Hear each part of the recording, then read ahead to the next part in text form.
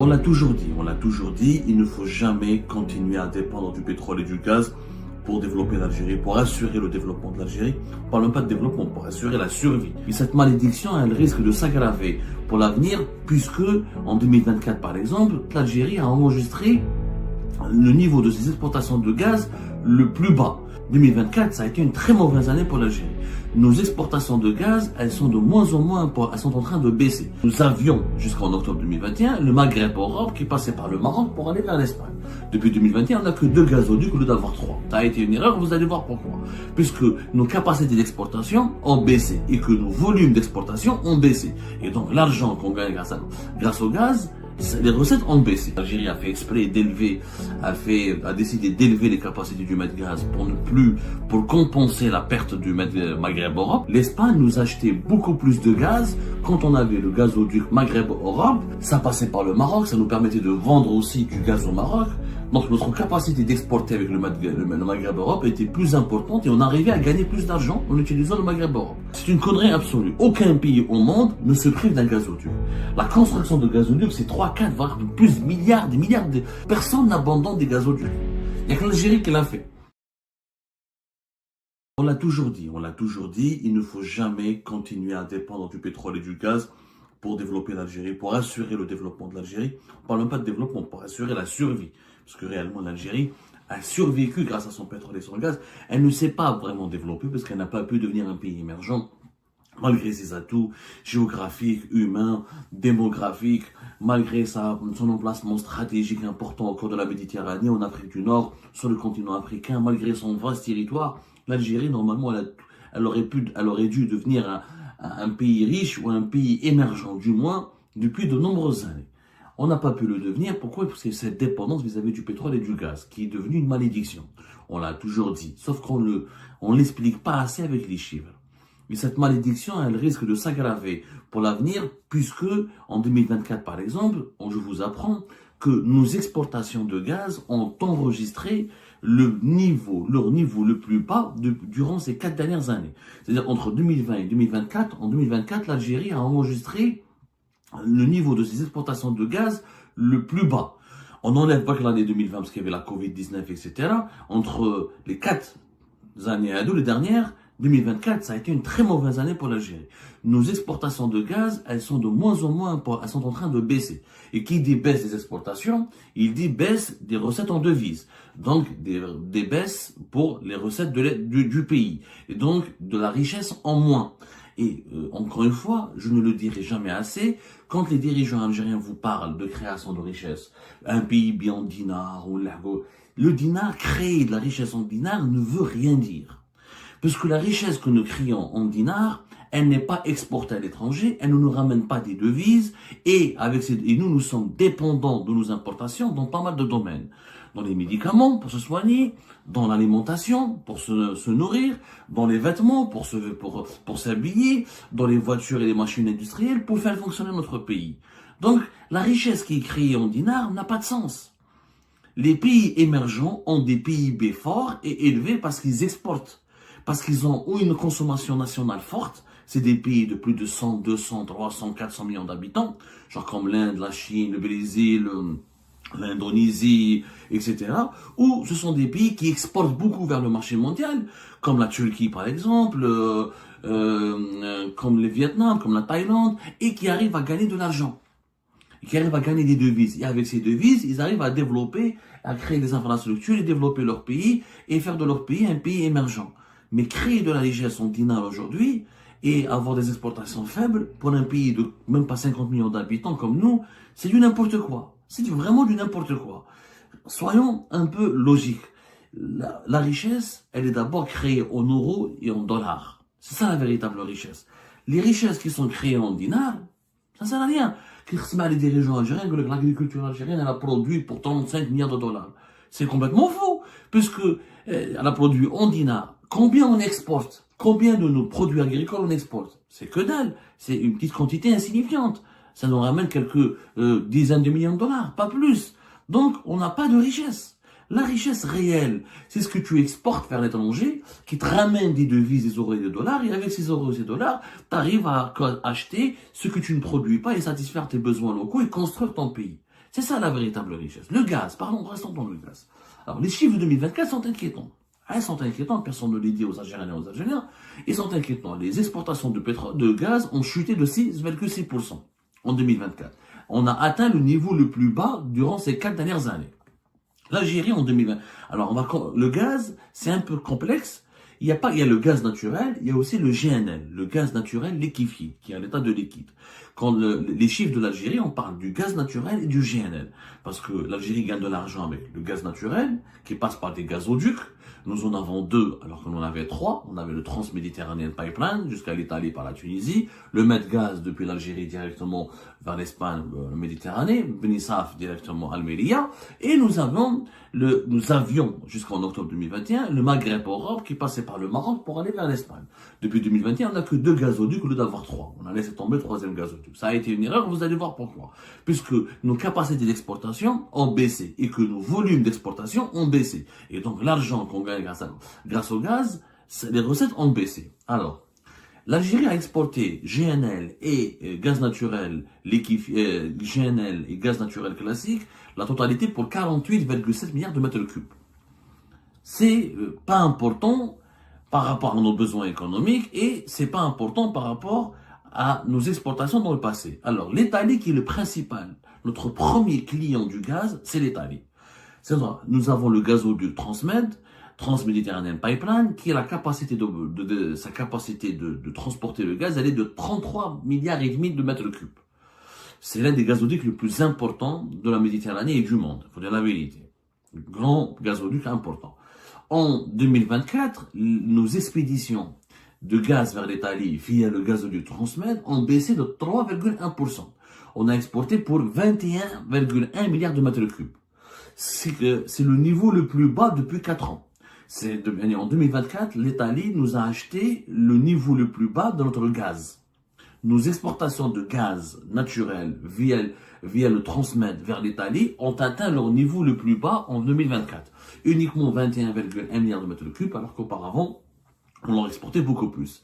Alors, cette baisse, elle s'explique par quoi? Elle s'explique que l'Italie, elle a diversifié ses fournisseurs, que la consommation du gaz en Italie commence à être maîtrisée, et que notre gaz n'est pas aussi courtisé qu'auparavant. Donc, ça nous fait des baisses importantes. Heureusement on a un autre client en 2024, c'est la Slovénie. C'est un petit pays de l'Europe de l'Est qui faisait anciennement partie de la Yougoslavie, qui lui a commandé du gaz algérien via l'Italie. Donc, on a réussi à avoir un contrat avec eux. Mais comment dirais-je, ça ne cache pas ça ne permet pas de limiter les dégâts de la baisse de nos exportations vers l'Italie. D'ailleurs, il y a même, je pense que les dirigeants algériens le savent, aujourd'hui ils sont en train de se préparer. Le gaz, il n'est pas éternel. Le jour où on n'aura plus de gaz, l'Algérie a envie de transformer le Transmed on a un moyen de transport pour l'hydrogène. Ça reste un projet ambitieux, n'est pas encore acquis parce qu'on ne sait pas l'hydrogène. On en parle. On fera une émission un jour, on en a déjà parlé. C'est une énergie du futur, l'hydrogène vert. Voilà. Avec les nouvelles technologies qui avancent, les nouvelles technologies de production de l'hydrogène, visiblement, les pays européens n'auraient pas besoin, ou les pays les plus développés n'auraient plus besoin de pays comme l'Algérie pour produire leur propre hydrogène. Donc ça va être très compliqué, c'est un pari sur l'avenir qui n'est pas garanti. Deuxième marché pour le gaz algérien, après l'Italie, c'est qui? C'est l'Espagne. C'est notre deuxième client. La même chose, nous avons un gazoduc direct, sous-marin, qui passe par la Méditerranée, le fameux Medgaz. Et la capacité de ce Medgaz a été élevée de 8 milliards de mètres cubes à 10 milliards et demi de mètres cubes en 2022. L'Algérie a fait exprès a décidé d'élever les capacités du Medgaz pour compenser la perte du Maghreb-Europe, pour rassurer les Espagnols. On leur a dit, on ne va plus utiliser le Maghreb-Europe, mais on va développer le Medgaz. On est passé à 10 milliards de mètres cubes de gaz. Ça n'a pas réellement marché. Pourquoi? Parce que le Medgaz a effectivement transporté 9,4 milliards de mètres cubes de gaz depuis l'Algérie vers l'Espagne en 2024, mais ça reste un chiffre qui est en bas, en baisse, en diminution, et ça a été le niveau le plus bas depuis 2021. l'Espagne nous achetait beaucoup plus de gaz quand on avait le gazoduc Maghreb-Europe et quand on avait le Medgaz. Donc, 9,4 milliards de mètres cubes, ce n'est pas une performance. C'est inférieur à tous les volumes de gaz que nous avons exportés vers l'Espagne depuis 2021. Et pour ça, ça a été une erreur. Pourquoi ça a été une erreur Maghreb-Europe? Parce que, comme pour l'Italie, quand le gaz algérien, le canal, le gazoduc transmet, quand on exporte du gaz vers l'Italie, même quand on ne vend pas à l'Italie, il y a des pays européens comme l'Autriche, comme la Slovénie, qui pourraient récupérer du gaz algérien depuis l'Italie. Le Maghreb-Europe, l'Espagne, c'est quand même l'Europe du Sud. On a le Portugal qui achète du gaz algérien régulièrement, souvent même. On a d'autres pays, la France, qui est pas loin de l'Espagne. Ça passait par le Maroc, ça nous permettait de vendre aussi du gaz au Maroc. Donc notre capacité d'exporter avec le Maghreb-Europe était plus importante et on arrivait à gagner plus d'argent en utilisant le Maghreb-Europe. Malheureusement, en fermant le Maghreb-Europe, on a baissé notre capacité de production, on s'est privé d'un... C'est vraiment rare, hein. C'est une connerie absolue. Aucun pays au monde ne se prive d'un gazoduc. La construction de gazoducs, c'est 3, 4, voire plus des milliards, ça peut être une dizaine de milliards de dollars. Ça dépend des distances, ça dépend les pays qui doivent les relier, ça dépend de la géographie, les reliefs, est-ce que ça passe par la mer ou par la terre. En tout cas, les gazoducs, c'est des investissements colossaux. Personne n'abandonne des gazoducs. Il n'y a que l'Algérie qui l'a fait. Ça a été une erreur stratégique puisque nos livraisons de gaz vers l'Espagne ont baissé. Alors qu'on aurait pu continuer à utiliser l'Espagne, où Sonatrach d'ailleurs détient une filiale importante, pour faire de l'Espagne une plateforme de revente du gaz algérien vers d'autres pays européens. Une erreur, donc nos volumes du gaz naturel exportés vers l'Espagne ont baissé en 2024 à un niveau historique par rapport à ces 4 dernières années. Kiff. Alors, mis à part le Maroc, nous n'achète plus de gaz à l'Algérie. Bon, l'autre client, c'est la Tunisie. La Tunisie, donc, elle a importé pour 3,1 milliards de mètres cubes de gaz algérien. Alors, c'est plus bas que les 3,7 milliards de mètres cubes. À peu près, pour l'année, enfin, on va dire pour l'année 2024, à la salle des chiffres, c'est 3,7. 3,1 milliards de mètres cubes, c'était pour les 10 premiers mois de l'année 2024. Il y a eu une petite baisse par rapport à 2023, où c'était 3,2 milliards de mètres cubes sur les 10 premiers mois de l'année 2023. Mais on estime, selon les chiffres de plusieurs organismes internationaux, que la Tunisie va prendre 3,7 milliards de mètres de gaz à l'Algérie d'ici 2024. La Tunisie, elle est ultra dépendante du gaz algérien pour produire son électricité. 73% du gaz qui est consommé, qui est utilisé par la Tunisie, vient de l'Algérie. Donc elle est ultra dépendante. Sauf que la Tunisie ne paye pas tout le gaz qu'elle prend en Algérie. Pourquoi? Parce que sur les 3,7 milliards de mètres cubes, vous avez 2,2 milliards de mètres cubes qui ont été payés. Les autres, presque 1 milliard de mètres cubes, ce sont la redevance de transit. Comme le gaz algérien passe par la Tunisie pour aller vers l'Italie, la Tunisie, elle est payée, elle prend une redevance parce qu'elle a offert l'accès à son territoire, elle a offert au gaz algérien l'accès à son territoire pour aller vers l'Italie, donc elle prend ce qu'on appelle une redevance de transit. Cette redevance de transit, elle est payée ou en argent ou en gaz. Où la Tunisie la prend en espèces, en devises, ou elle la prend en gaz. Naturellement, même le Maroc le faisait. La majorité des pays qui ouvrent leur territoire pour le transit de gazoduc, ils prennent du gaz. Comme ça leur permet de ne pas dépenser de l'argent et de leur devise pour acheter du gaz. Donc la Tunisie nous a pris 870 millions de mètres cubes, presque même pas 1 milliard de mètres cubes de gaz. Le reste, ça a été payé. La Tunisie a payé pour l'Algérie 2,2 milliards de mètres cubes. On n'a pas le montant exact, mais plusieurs sources nous assurent que l'Algérie vend à la Tunisie à des prix préférentiels. Pas à des prix très élevés, et souvent la Tunisie ne paye pas à l'heure, elle paye plus tard, etc. Parce que l'Algérie veut aider la Tunisie, et c'est un moyen de pression politique aussi de la part du pouvoir algérien sur l'État tunisien. C'est pour cette raison que Kais Saïed, par exemple, l'actuel président de la Tunisie, est ultra proche et très allié avec le pouvoir algérien. Parce qu'il sait très bien que l'Algérie, c'est extrêmement important. 73% de son gaz, 94% de l'électricité en Tunisie est produite à partir du gaz et 73% du gaz consommé et utilisé pour la Tunisie vient de l'Algérie. Donc l'Algérie, si elle ferme le robinet de gaz à la Tunisie, il pourrait même pas y avoir d'électricité. Donc c'est très important pour la Tunisie, cette amitié, cette bonne alliance, cette tranquillité avec l'Algérie. Ça c'est pour le gaz naturel. Maintenant pour le GNL. Le GNL, je vous ai toujours promis, on n'a jamais eu le temps.